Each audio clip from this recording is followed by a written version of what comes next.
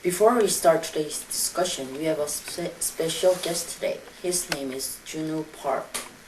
He is now attending Northfield Mount School, one of the top private schools in the state. He's planning to volunteer for our IMNUA discussion group. Let's hear about his introducement.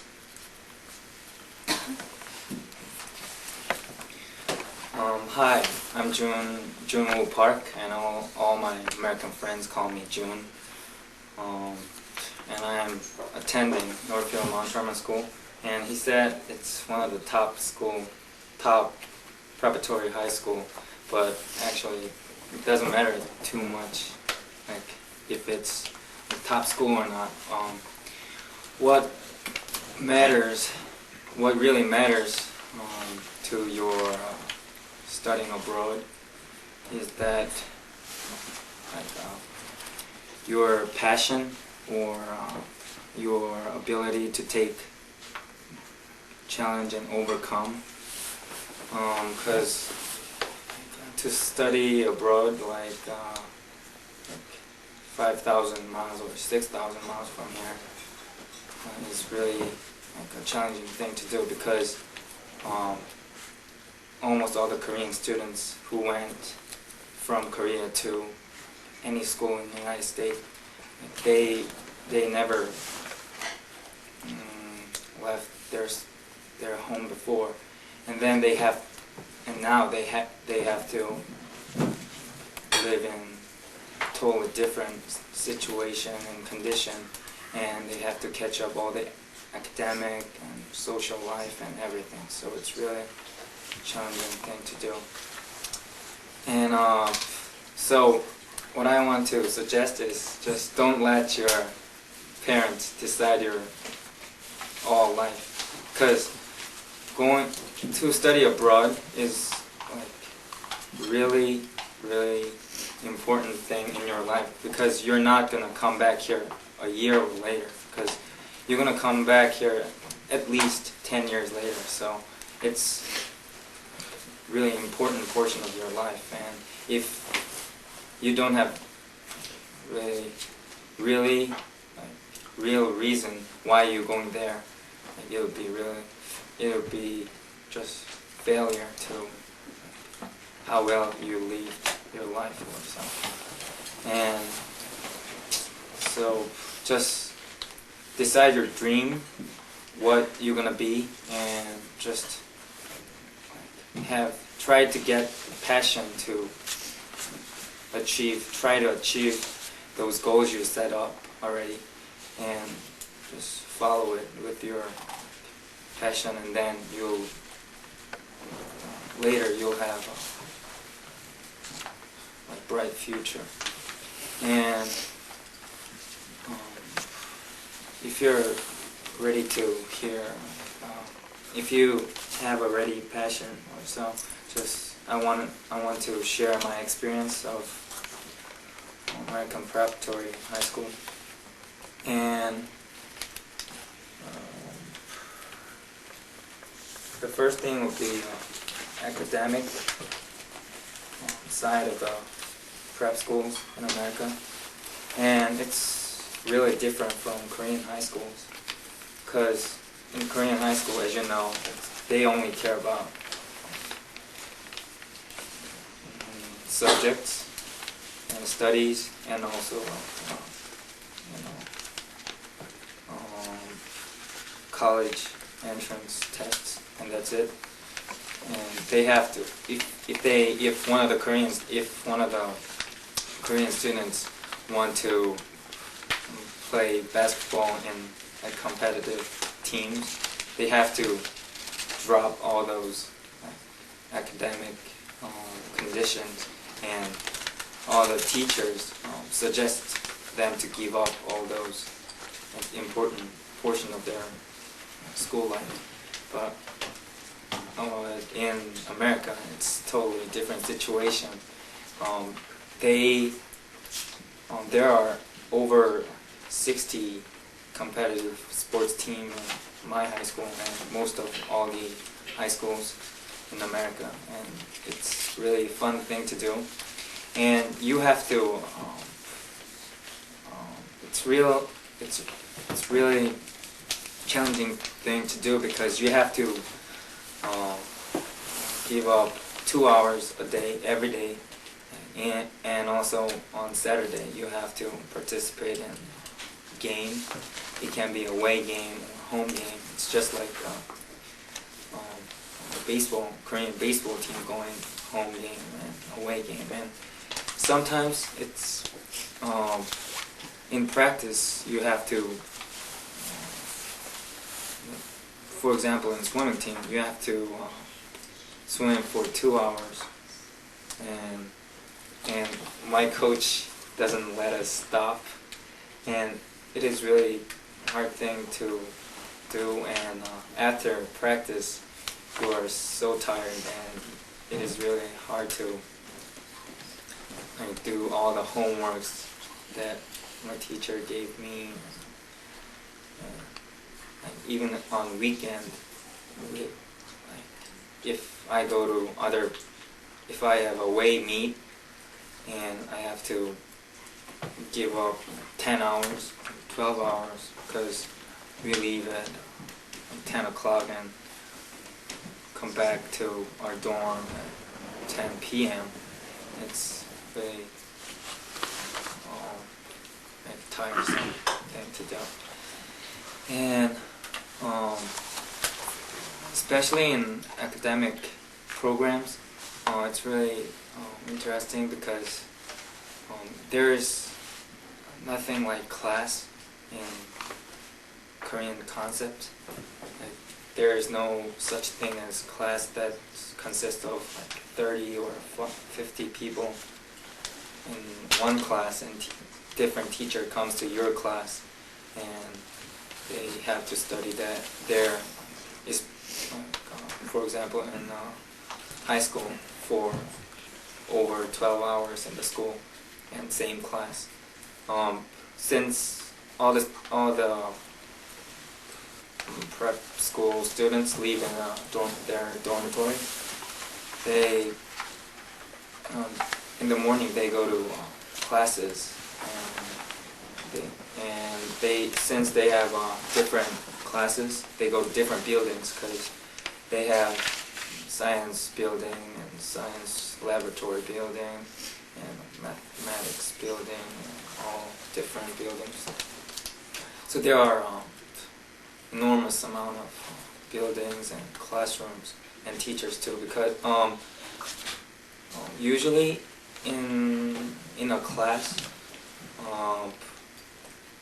we have about 10 or 15 people, 15 students, and some small classes they can have 3 students, like the maximum students can be 15.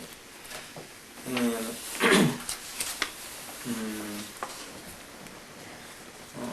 another interesting programs can be like music programs, and this is another interesting thing to do because in Korea I played drum for 6 months and I couldn't keep my drum practice because I lived in dormitory too here. I was in Daegu Foreign Language High School, and I just couldn't practice any. I couldn't play drum at all here. Then when I first went to Northern Montana School, I played drum 2 hours a day if I liked, and even on weekend I play drum and my friends play guitars and basses, and we can do whatever we liked, and all the musics we liked, like Soteji and all the Korean musics. And we even had a concert our own at the end of the year, and it was really fun. And there are that was private lessons, private music lessons, and we can do it. All the students can do it by themselves. And another thing can be like orchestras. If you play any orchestral music, since we have over 1,200 students in our school, and at least 50 students can play all the different instruments in the orchestra, and they participate in 3 concerts or 5 concerts a year. And another music group, official music group, is choir, and there are about 150 students participating in singing twice a week. And in the choir, in the choral music, which is the biggest music choral group, is choir, and some good singers, which were auditioned by students, like music faculty, and they get into animate singers, which has like 20 singers in it, and also selected women's ensemble, all the women's audition group, and also in orchestra, they select all the good instrument players, and they make orchestra called the chamber orchestra, and they have official group of jazz combo, and jazz ensemble, and they're all like each of the participants are very good at their own instruments and voice and such. And there are several misunderstandings Koreans take wrong on all the American preparatory high school system. Because first thing would be that all the American students are bad at mathematics, and Korean or Asian, all the Asian students can be good and all get A's in a row. But I thought the two before I went there. Then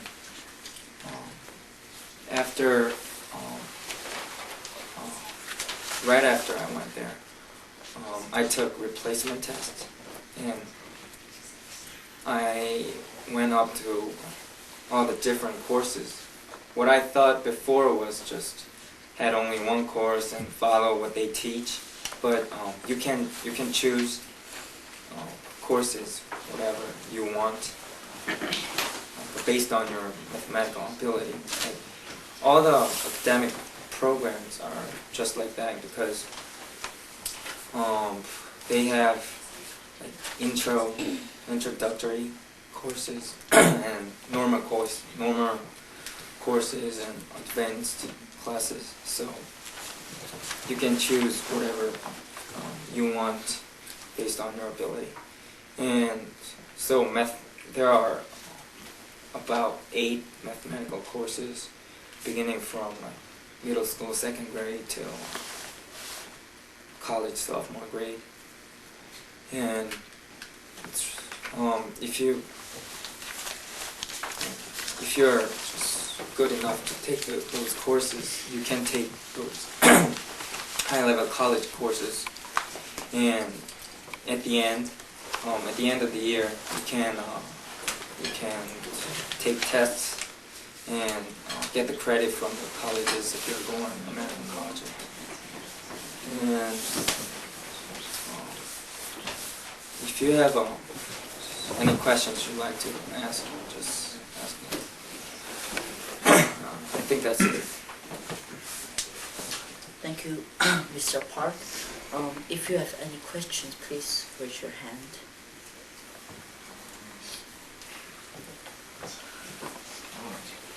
Okay, go ahead. How many Koreans in NMH?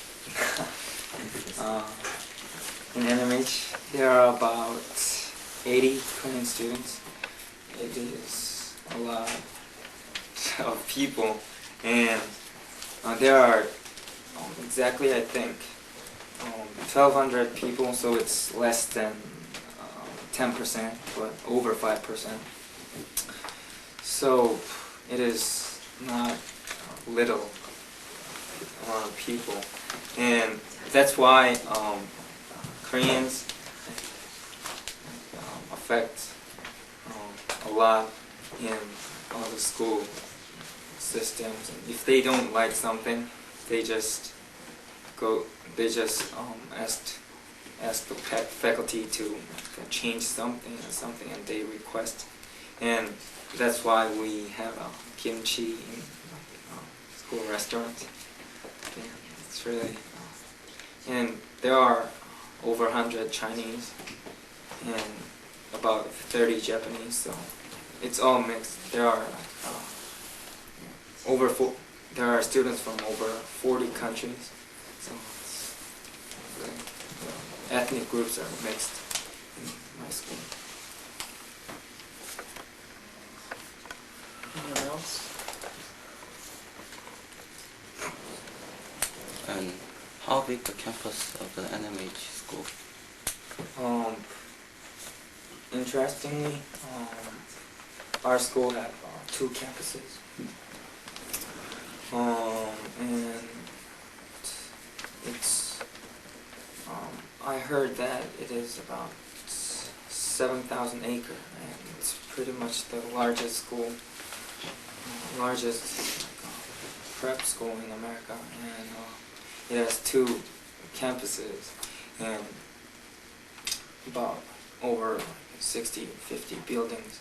And when you have classes on other campus, you take buses, and buses will get you there in 15 minutes. So a student lives in this campus and and the other campus too. So one campus is called Northfield campus and Mount Hermon campus, and they combined it 50 years ago. That's how they call Northfield Mount Hermon School. And before, Northfield was girls' high school, and Mount Hermon was boys' high school. And there are many American prep schools which was combined together with one girls' high school and another boys' high school. And another example can be Choate Rosemary Hall. So Choate was another school, and Rosemary Hall is another school. So there are a lot of schools that combine, and that's why American schools are so big and huge. And individually they're big too, but then they just in my school, and they just combine those 2 campuses, and they're really huge. And when I first get there, I was just surprised by the size. And if you eat Korean food in boarding house, what do America think of you? In my school, it's really they look at all the international students very positively. When I first get there, my roommate asked us to give him Korean noodles. Like they know the names of noguri, shinran, and all those stuff, and they like kimchis too. So it's their mind is pretty open-minded, so they don't care about those smells and stuff. But so it's really, they don't care at all. It depends on all your decision, and nobody cares. Are there any more questions? And what kind of sports can you enjoy? In fall term, there are even though there are over 60 teams, some teams only one sport can only be in one term. So in fall term there are soccer, and water polo, and field hockey, and there are about 7 and 8 teams, and there are boys and girls teams, so there are 16 teams. And in the fall term, there are swimming team, and wrestling team, basketball team, ski team, cross country ski team, and all those. And spring tennis, cruise, and volleyball. And what's more interesting is every single high school has a same sports in the same term, so they can't play leagues. So they make ranks tournaments, and that's how the school scouts good sports players if they're good at such sport, and if good player can go into that school, and they have ranks, all those ranks. So students can choose wherever you want to,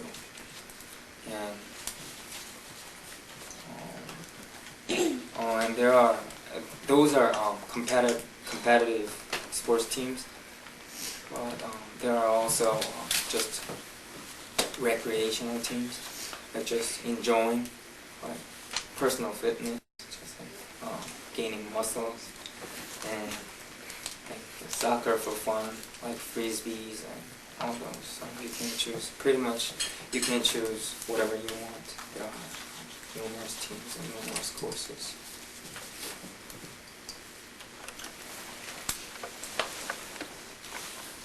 Is there any more questions?